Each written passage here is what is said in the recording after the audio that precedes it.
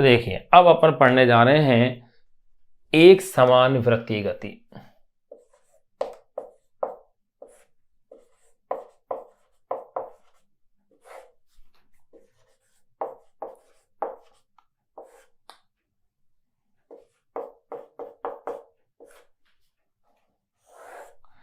एक समान वृत्तीय गति यानी ऐसी गति जिसमें चाल कैसी रहे, नियत रहे, वही एक समान वृत्तीय गति कहलाएगी।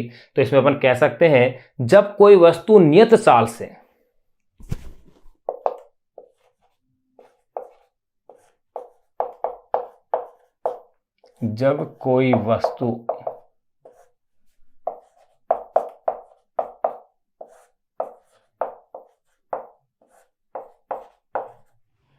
जब कोई वस्तु नियत चाल से क्षैतिज वृत्तीय पथ पर गति करती है,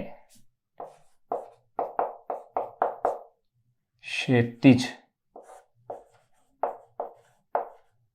वृत्तीय पथ पर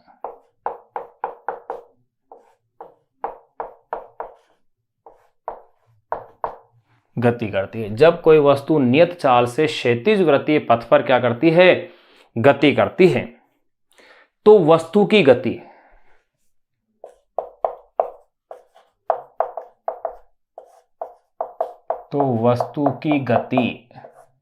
जब कोई वस्तु नियत चाल से क्षैतिज वृत्तीय पथ पर गति करती है तो वस्तु की गति एक समान वृत्तीय गति कहलाती है। तो वस्तु की गति एक समान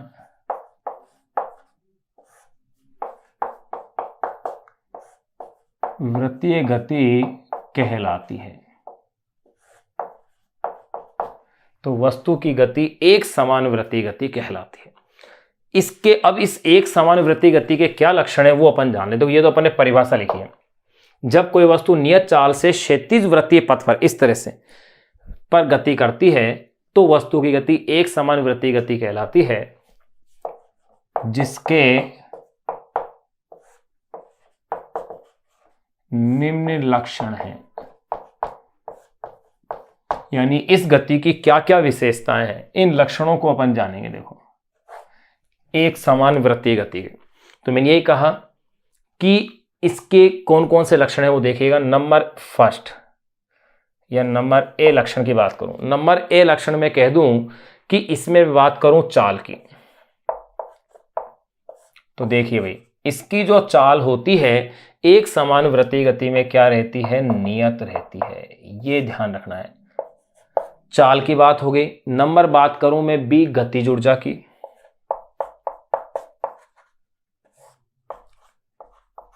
और भाई चाल अगर नियत है, क्योंकि चाल अदिश राशि रखना, वेग नहीं कह रहा मैं, क्योंकि वृत्ताकार पथ पर निरंतर दिशा बदलती है, इसका मतलब वेग नियत नहीं है। क्या नियत है इसके अंदर, चाल नियत है, क्योंकि चाल यानी वेग का परिमाण, परिमाण तो वही है लेकिन दिशा उसकी निरंतर बदल रही है, और अगर दिशा बदल रही है इसका मतलब वेग नियत नहीं है, क्योंकि वेग दिशा भी बदल गई तो भी वेग कैसा है, परिवर्तित वेग है, असमान वेग। जबकि यहां पर तो केवल क्या है, चाल नियत है, दिशा नहीं है, इसलिए मैं कह सकता हूं कि चाल नियत। और गतिज ऊर्जा भी इसका मतलब कैसी हो गई, नियत, क्योंकि चाल नियत है तो गतिज ऊर्जा भी कैसी रहेगी, इसकी नियत रहेगी। नंबर सी अगर पूछा जाए कार्य, तो ध्यान रहे एक समान वृत्तीय गति के अंदर कार्य और शक्ति दोनों का मान क्या होता है, शून्य। ये भी शून्य हो गया, और अगर ये कहा जाए कि इसमें भाई शक्ति कैसी है तो ये भी कैसी होगी, शून्य। तो ध्यान रहे कार्य और शक्ति दोनों ही क्या होंगे, इसके अंदर शून्य होंगे। ये अपन प्रूफ करेंगे जब कार्य और शक्ति पढ़ेंगे तब, कि किस प्रकार एक समान वृत्तीय गति के अंदर ये शून्य होते हैं। नंबर ई एक विशेषता और अपन जान ले इसकी, और वो जाने भाई इसके त्वरण की। अब देखिए भाई इसके अंदर त्वरण तो होगा, ये तो बात विशेष है इसकी। और त्वरण की क्या विशेषता है कि पथ के केंद्र की ओर होगा त्वरण। इसमें एक समान वृत्तीय गति में त्वरण कहाँ होगा, पथ के केंद्र की ओर होगा, और वेग के क्या होगा, लंबवत। जैसे कि त्वरण इस डायरेक्शन में है, त्वरण इस डायरेक्शन में यूं है, तो वेग कैसा होगा, इस डायरेक्शन में होगा। यानी कि त्वरण और वेग परस्पर क्या होंगे, लंबवत होंगे। तो अपन यूं कह सकते हैं कि इसके त्वरण के बारे में, पथ के केंद्र की ओर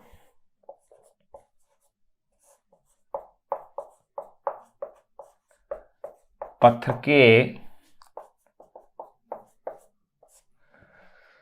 के केंद्र की ओर, यूं कह सकते हैं। यानी उसकी जो दिशा होगी त्वरण की, सदैव रखना पथ के केंद्र की ओर होगी तथा वेग के लंबवत, तथा वेग के लंबवत।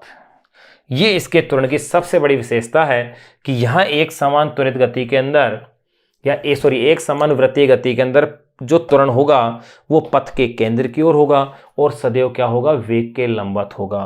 तो इसी त्वरण को कहा जाता है अभिकेंद्रीय त्वरण। तो अपन कह सकते हैं इस त्वरण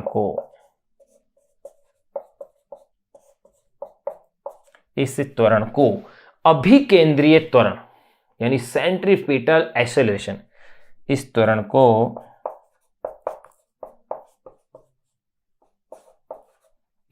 को अभिकेंद्रीय त्वरण,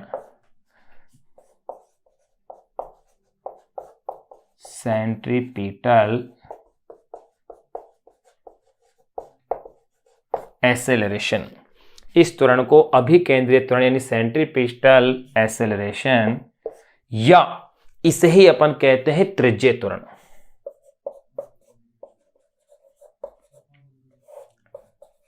या त्रिज्यीय त्वरण यानी कि रेडियल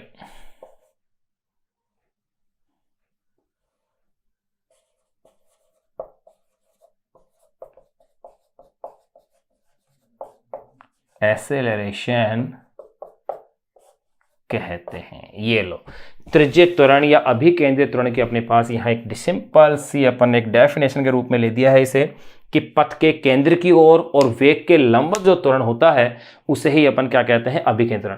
तो ये एक समान वृत्तीय गति, अगर पूछा जाए एक समान वृत्तीय गति होती क्या है, तो आप उसकी परिभाषा देकर के ये अभिलक्षण उसके बता सकते हैं कि एक समान वृत्तीय गति क्या है, उसकी क्या विशेषताएं। तो ये अपन उसकी विशेषताएं कह सकते हैं। और इस एक समान वृत्तीय गति से ही अपने पास ये कॉन्सेप्ट आ गया है, ये चीजें अपने पास आ गई है। अब इस एक समान जो वृत्तीय गति आई है वहां एक शब्द आया है अभिकेंद्रीय त्वरण।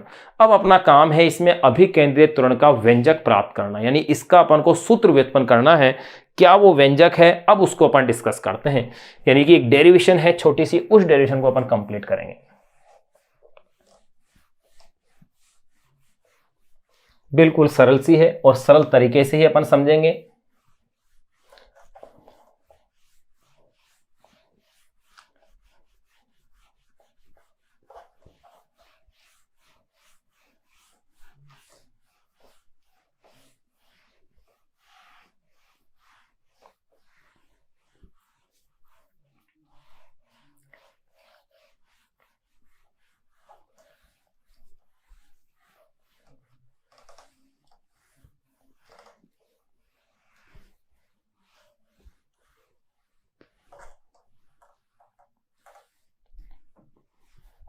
देखिए नेक्स्ट जो अपन टॉपिक जान रहे हैं, अब इसके अंदर एक समान त्वरित गति में जो डेरिवेशन अपन करने जा रहे हैं वो है अभिकेंद्रीय त्वरण के लिए व्यंजक, यानी उसका सूत्र। अभिकेंद्रीय त्वरण के लिए व्यंजक।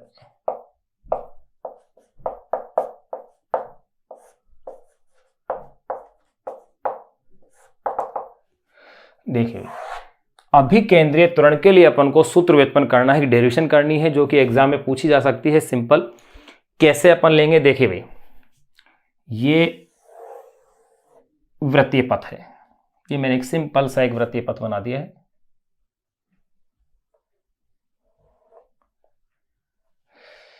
मैंने मान लिया इस वृत्तीय पथ का ये केंद्र क्या है, O है। वृत्तीय पथ का केंद्र क्या ले लिया मैंने, O है। और इस वृत्तीय पथ की जो त्रिज्या है वो है स्मॉल r। स्मॉल r त्रिज्या कोई वृत्तीय पथ है जिस पर कोई कण ये बिंदु A पर है, और ये बिंदु A पर जो कण है, इस कण का जो वेग है वो है भाई v वेक्टर। मैं v वेक्टर कह देता हूं इसका वेग। और ये कण किसी बिंदु P के ऊपर आ जाता है। चलो इसे थोड़ा सा यहां और ले लें।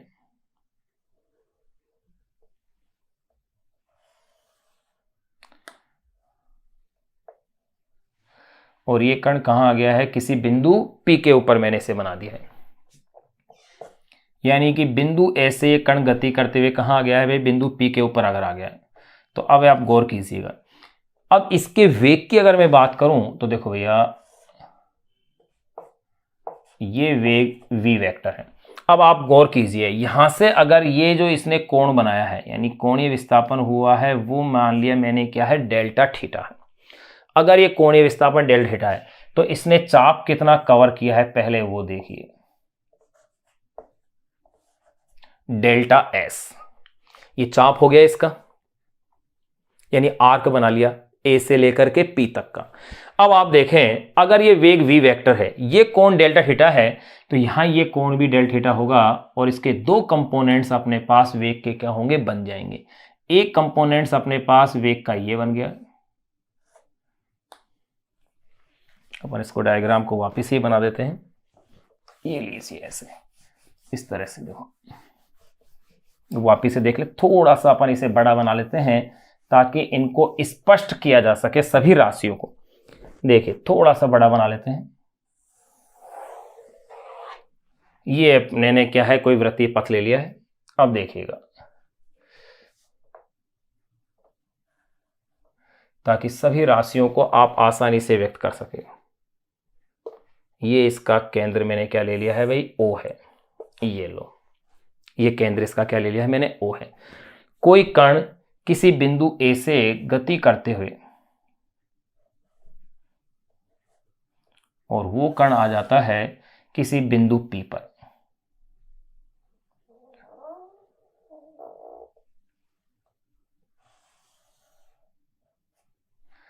ये लो, यहां उस कण का जो वेग मैं ले रहा हूं वो है v वेक्टर है। इसी तरह से यहां पर जब वो कण आया, उसका वेग क्या है, v वेक्टर है। अब आप देखिएगा, ये जो कोण उसने बनाया है वो है डेल्टा थीटा, और कितना चाप उसका कवर हो गया है ये भी मैं उसमें व्यक्त कर सकता हूं।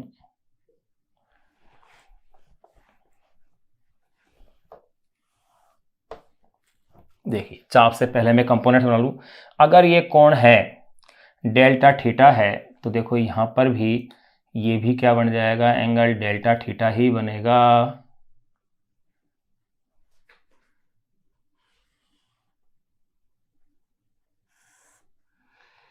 ये एंगल भी क्या बनेगा, डेल्टा थीटा बनेगा। और वेग एक सदिश राशि है, तो निश्चित रूप से इसके क्या होंगे, दो घटक बनेंगे। और ध्यान रहे, कोण के साथ वाला घटक सदैव कौन सा बनता है, कोस बनता है। ये चीज अपन सदिश में पढ़ चुके हैं कि कोण के साथ वाला जो घटक होता है वो सदैव क्या बनता है, कोस थीटा बनता है। तो ये वाला जो कंपोनेंट्स होगा ये तो हो जाएगा v cos डेल्टा थीटा, यानी ऊर्ध्वाधर घटक, और ये वाला घटक हो जाएगा v sin डेल्टा थीटा। ये लो, ये अपने पास बिंदु था P, ये बिंदु P था। यहां मैंने चित्र को थोड़ा सा क्या कर दिया है, बड़ा बना दिया है ताकि अपन इसे स्पष्ट कर सके। अब मैं इसका चाप ले लेता हूं यहां से, ऐसे देखो,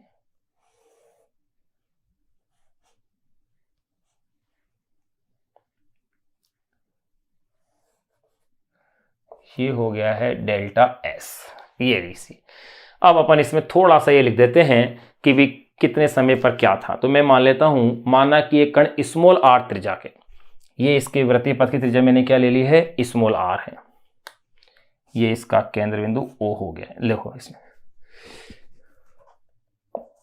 यहां अब इसमें लिख देता हूं मैं, माना कि एक कण स्मॉल r त्रिज्या के वृत्तीय पथ पर, माना कि एक कण स्मॉल r त्रिज्या के, स्मॉल r त्रिज्या के वृत्तीय पथ पर, माना कि एक कण स्मॉल r त्रिज्या के वृत्तीय पथ पर क्षैतिज वृत्तीय गति कर रहा है। वृत्तीय पथ पर क्षैतिज वृत्तीय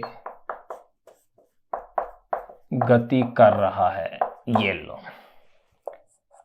माना कि एक कण स्मॉल r त्रिज्या के वृत्तीय पथ पर क्षैतिज वृत्तीय गति क्या है, कर रहा है। जब कण पथ के बिंदु A से P पर पहुंचता है तो अपन यूं कह सकते हैं समय डेल्टा c पश्चात कण के रेखीय वेग की दिशा क्या होती है, बदल जाती है। जब कण पथ के बिंदु A से बिंदु P पर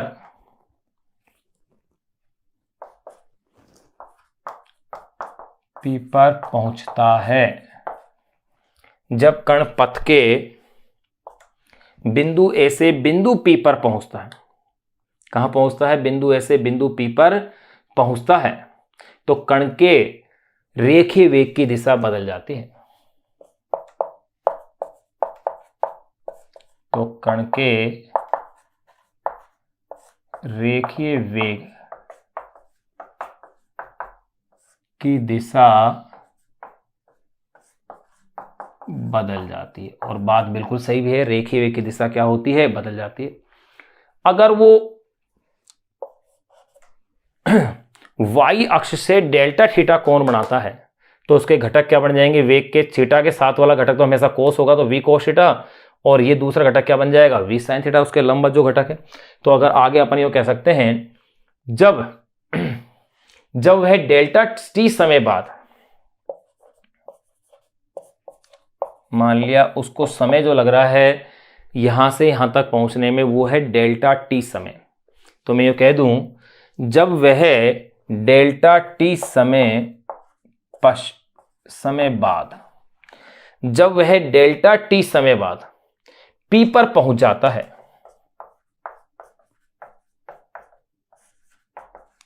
P पर पहुंच जाता है, तो जब वह डेल्टा t समय बाद P पर पहुंच जाता है तो वह y अक्ष से, तो वह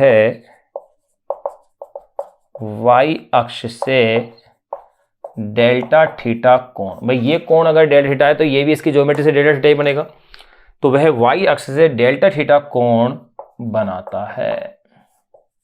ये लो, तो वह y अक्ष से क्या बना रहा है भाई, डेल्टा थीटा कोण बनाता है, जिसके फलस्वरूप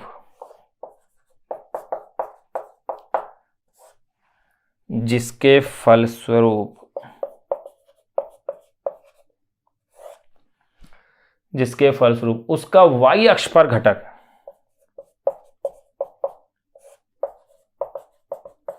उसका y अक्ष पर घटक क्या होगा, v कोस थीटा, वही डेल्टा कोण बनाता है, जिसके फलस्वरूप उसका y अक्ष पर वेग का घटक v कोस डेल्टा थीटा,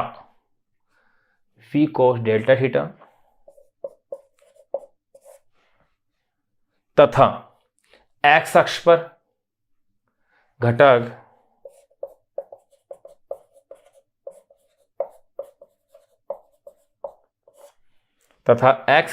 घटक v साइन डेल्टा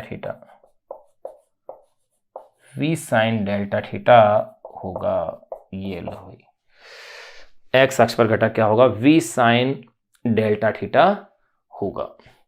अब देखो इस अवस्था में अगर अपन अब इसकी डेरिवेशन की बात करते हैं, इस अवस्था में देखो भाई, अब इस अवस्था में अपन इसकी डेरिवेशन करेंगे, वो देखिए आपने ये स्टेप्स तो जान लिए, मैंने इसकी डायग्राम की जो कहानी थी वो आपको मैंने लिख दी है अभिकेंद्रित त्वरण की। अब अपन इसकी डेरिवेशन शुरू करेंगे, सिंपल सी डेरिवेशन होगी, क्योंकि अपन जानते हैं त्वरण बराबर वेग में परिवर्तन की दर, तो अपन x अक्ष पर वेग में परिवर्तन देखेंगे और x अक्ष पर देखेंगे, x और y दोनों अक्षों पर जो वेग में परिवर्तन देखेंगे उसी आधार पर अपन क्या करेंगे, त्वरण के मान की गणना कर लेंगे। ये एक सिंपल सी डेरिवेशन है जिसकी अपन अब डेरिवेशन की चर्चा अब करेंगे। देखो नेक्स्ट पॉइंट के रूप में इसमें देखिए, अपन अभिकेंद्रित त्वरण के लिए जान रहे थे, अपन इस डायग्राम में जान लिया था कि इसका जब अपन अभिकेंद्रित त्वरण का सूत्र निकालना है, कोई कण किसी बिंदु A पर था, जहां पर उसका वेग v वेक्टर है, बिंदु P पर आ गया। उस v वेक्टर के मैंने दो घटक बना लिए। यहां से अगर डेल्टा थीटा कोण है तो इसकी ज्यामिति से ये भी डेल्टा थीटा होगा। तो थीटा के साथ वाला जो कंपोनेंट्स होगा, जो घटक होगा, वो सदैव क्या होगा, कोस थीटा। तो ये हो गया v कोस थीटा, ऊर्ध्वाधर घटक बन गया ये। और क्षैतिज घटक यहाँ क्या बन गया, v साइन थीटा। ध्यान दीजिएगा, प्रक्षेप्य गति में क्षैतिज जो घटक था, प्रक्षेप्य गति में क्षैतिज घटक था v कोस थीटा और ऊर्ध्वाधर घटक था v साइन थीटा। यहां पर ऊर्ध्वाधर घटक है v कोस थीटा और क्षैतिज घटक है v साइन थीटा, यानी उल्टा क्रम हो गया है एक तरह से। अब देखिए, फिर मैंने आगे इसमें लिख दिया था, इनके पॉइंटों के लिए मैंने आपको बता ही दिया था। फिर आगे अपन इसमें डेरिवेशन के लिए आगे के स्टेप्स को और देखें। देखो, अब मैं इसमें कह सकता हूं, मैंने कहा था इस अवस्था में, ये मैंने लास्ट में यहां लिख दिया था, इस अवस्था में, ये लाइन में लास्ट में यहां लिख चुका था, लास्ट में इससे यहां पर लिख देते इस अवस्था में। अब देखो भाई, अगर मैं इसमें बात करूं इस अवस्था में स्पर्श रेखीय त्वरण की, कि इसका स्पर्श रेखीय त्वरण क्या होगा, तो स्पर्श रेखीय त्वरण का मतलब होता है ऊर्ध्वाधर दिशा में वेग में परिवर्तन आ जाएगा, तो ये बन जाएगा स्पर्श रेखीय त्वरण। और अगर क्षैतिज में परिवर्तन आ जाएगा तो ये त्वरण बन जाएगा अभिकेंद्रीय त्वरण। तो देखो भाई, स्पर्श रेखीय त्वरण, इसका मतलब है ऊर्ध्वाधर दिशा में वेग परिवर्तन की दर,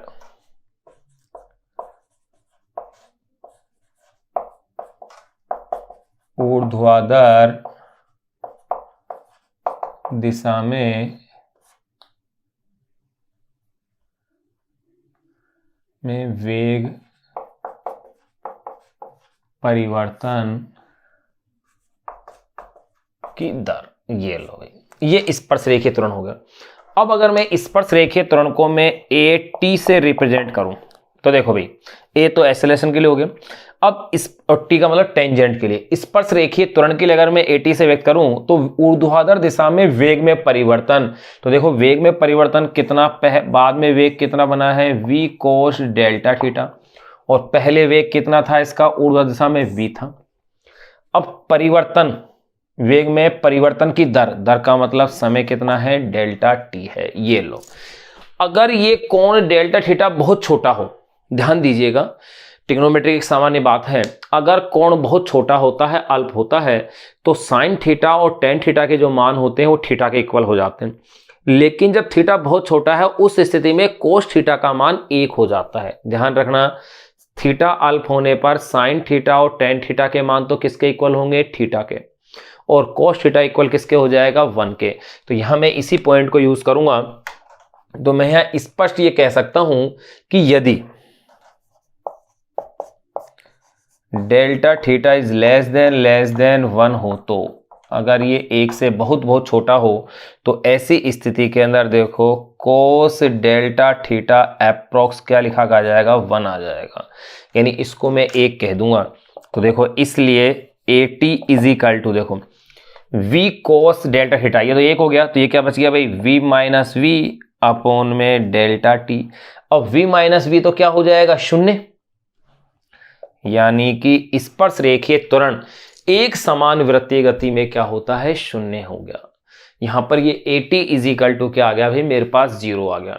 अब A T is equal to अगर मेरे पास यहां 0 आ गया है, यानी स्पर्श रेखीय त्वरण मेरे पास 0 है, यानी एक समान गति के रूप में आ गया मेरे पास, जो कह सकता हूं एक समान वृत्तीय गति, यानी कि स्पर्श रेखीय त्वरण क्या है, मेरे पास 0 आ गया। अब अगर मैं बात करूं, अब यदि वेग में परिवर्तन, इससे आगे का मैं ये लिख दूं, यहां तक आप इसे नोट कीजिए,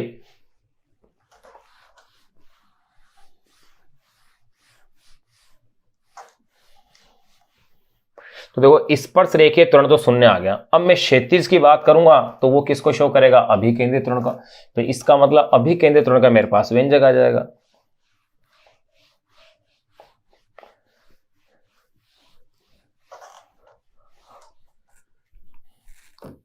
देखो भाई, अब आगे अगर मैं इसमें ये कह दूं, अब यदि वेग में परिवर्तन,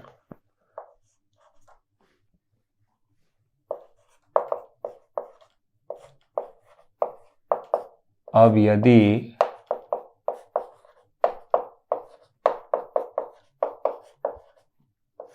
वेग में परिवर्तन, अब यदि वेग में परिवर्तन क्षैतिज दिशा में ले,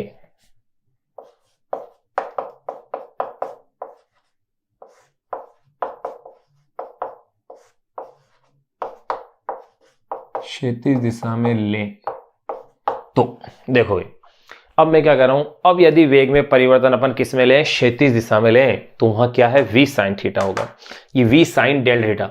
अब यदि वेग में परिवर्तन क्षैतिज दिशा में लें तो उस वेग परिवर्तन की दर अभिकेंद्रीय त्वरण के लें तो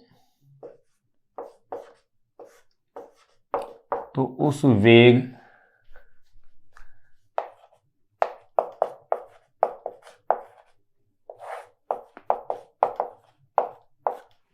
अब यदि वेग में परिवर्तन क्षैतिज दिशा में लें तो उस वेग परिवर्तन की दर अभिकेंद्रीय त्वरण के बराबर होगी। तो उस वेग परिवर्तन की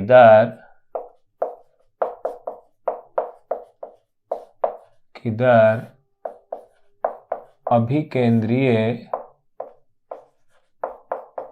त्वरण के बराबर होगी। तो उस वेग परिवर्तन की दर अभिकेंद्रीय त्वरण के क्या होगी, बराबर, क्षैतिज दिशा में अभिकेंद्रीय त्वरण आता है के बराबर होगी। अतः कण का अभिकेंद्रीय त्वरण, तो ये कह सकते हैं, ये कह दीजिए, इसलिए कण का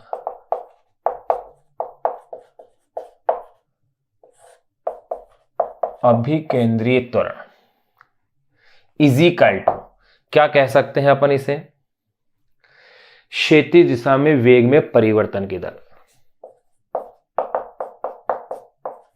क्षैतिज दिशा में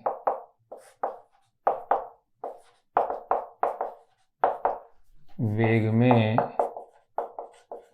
परिवर्तन की दर, ये यानी कि अभिकेंद्रीय त्वरण, सेंट्रीपिटल जो एक्सेलरेशन है उसे मैं लिख देता हूं AC से। अगर मैं AC से रिप्रेजेंट करता हूं तो देखो, क्षैतिज दिशा में वेग में परिवर्तन की दर, तो क्षैतिज दिशा में वेग, बाद में वेग कितना हुआ है भाई, v sin डेल्टा थीटा, यही तो वेग हुआ है। जबकि क्षैतिज दिशा में शुरू में वेग क्या था, 0, शुरू में वेग क्या था उसका, 0 था, क्योंकि ऊर्ध्वाधर दिशा में वेग था शुरू में, तो अपॉन में डेल्टा टी आ गया।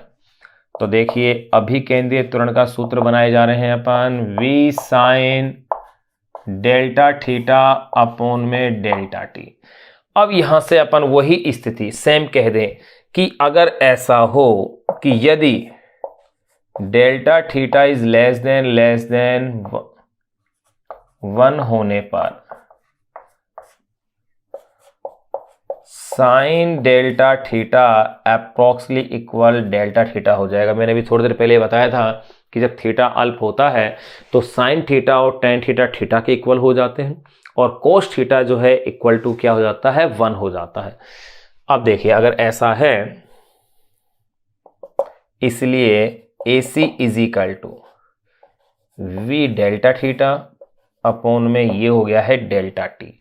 यहां तक कि मेरे पास इक्वेशन आ गई। अब एक बात देखो, आप एक कॉन्सेप्ट देखो, डेल्टा थीटा, कोण इज इक्वल टू क्या होता है, चाप बटे त्रिज्या, चाप इसकी डेल्टा एस हो गई, त्रिज्या क्या हो गई r।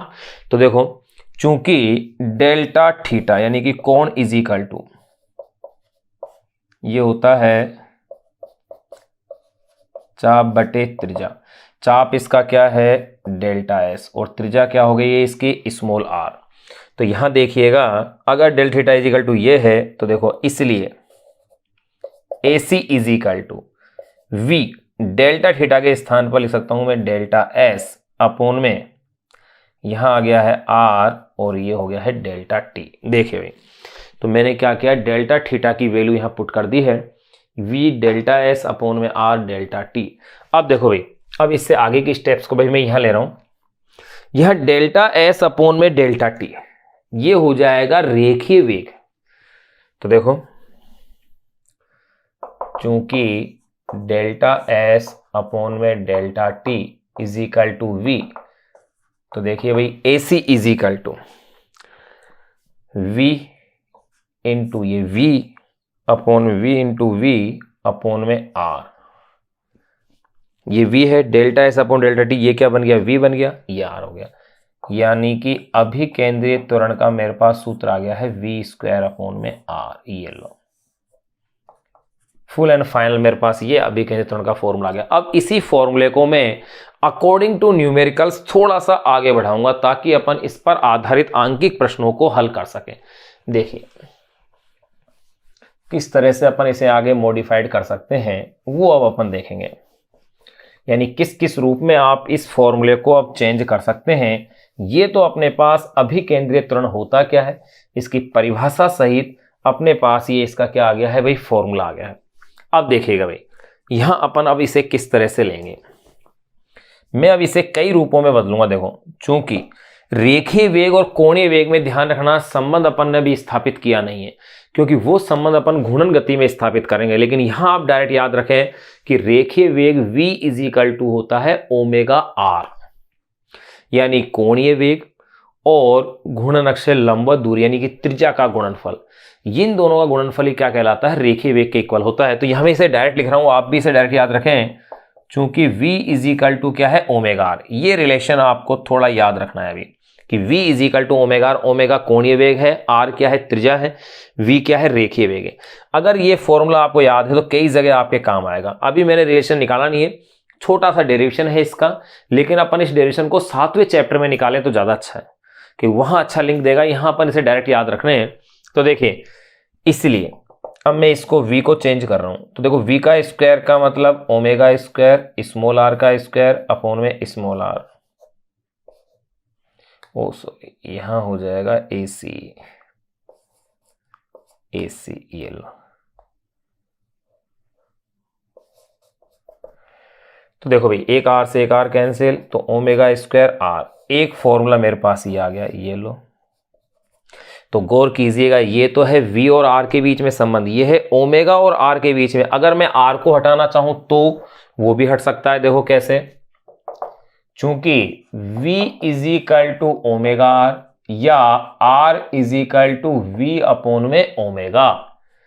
तो देखिए इसलिए अगर किसी क्वेश्चन में आपको r नहीं दिया हुआ है, ओमेगा और v दिया हुआ है और अभिकेंद्रीय त्वरण ज्ञात करना है, तो आप उसे इस फॉर्मूले से निकाल लेंगे उस सवाल को जो अपन फॉर्मूला अभी ले रहे हैं। तो देखिए इसलिए AC is equal to omega square, r की जगह क्या वैल्यू रख रहा हूं मैं, v अपॉन में ओमेगा, एक ओमेगा से एक ओमेगा कैंसिल, तो AC is equal to v omega. ये लो एक फॉर्मूला अभिकेंद्रीय त्वरण का ये आ गया है। तो अपन फाइनली यूं कह सकते हैं, एक फॉर्मूला और अपन कह सकते हैं, देखो कैसे कह सकते हैं वो देखिएगा, गौर कीजिएगा।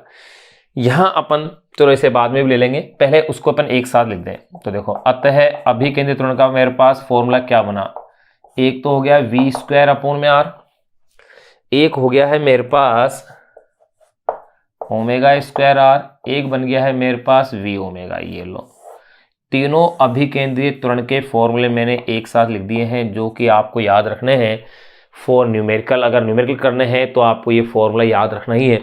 अब इसी फॉर्मूले में आगे देखिएगा आप, मैं ओमेगा के फॉर्मेट को भी एन के फॉर्मेट में लिख सकता हूं। मैंने जब ध्यान हो तो रेखीय और कोणीय गति को जब कंपेयर किया था पिछले लेक्चर में, अपन ने जब कंपेयर किया था, तो वहां omega is equal to 2 upon में T is equal to 2 n भी लिया था, एन यहां पर आवर्ती थी।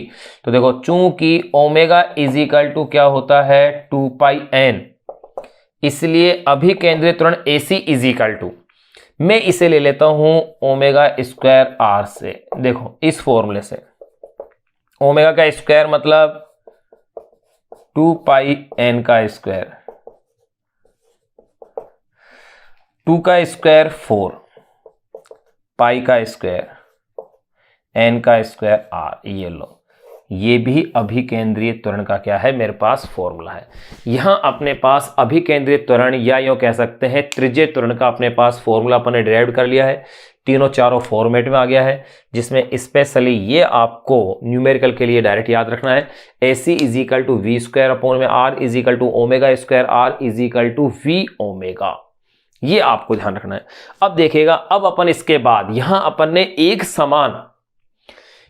समान यो कह सकते हैं एक समान वृत्तीय गति जो थी, एक समान वृत्तीय गति वो अपन ने पूरी कर ली थी। अब अपन इसमें सेकंड असमान वृत्तीय गति, असमान वृत्तीय गति के नाम से अपने इस चैप्टर के अंदर हेडिंग नहीं है, लेकिन टॉपिक इंक्लूडिंग है। कैसे इंक्लूडिंग है? क्योंकि उसका एक न्यूमेरिकल दिया हुआ है जो कि क्वेश्चन नंबर 31 है। वो क्वेश्चन तभी हल हो सकता है जब अपन उस टॉपिक को क्लियर कर लेंगे। तो इसलिए अपन असमान गति को पढ़ेंगे, जबकि असमान गति कहाँ स्टार्ट हो रही है? अपने चैप्टर नंबर 4 में, लेकिन उसका कुछ हिस्सा यहां दे रखा है। सॉरी, चैप्टर नंबर 4 में स्टार्ट हो रही है, लेकिन इसका कुछ हिस्सा चैप्टर नंबर 5 के अंदर भी दिया हुआ है, जो कि गति के नियम है, जहां अपन घर्षण पढ़ने के बाद इसे पढ़ेंगे।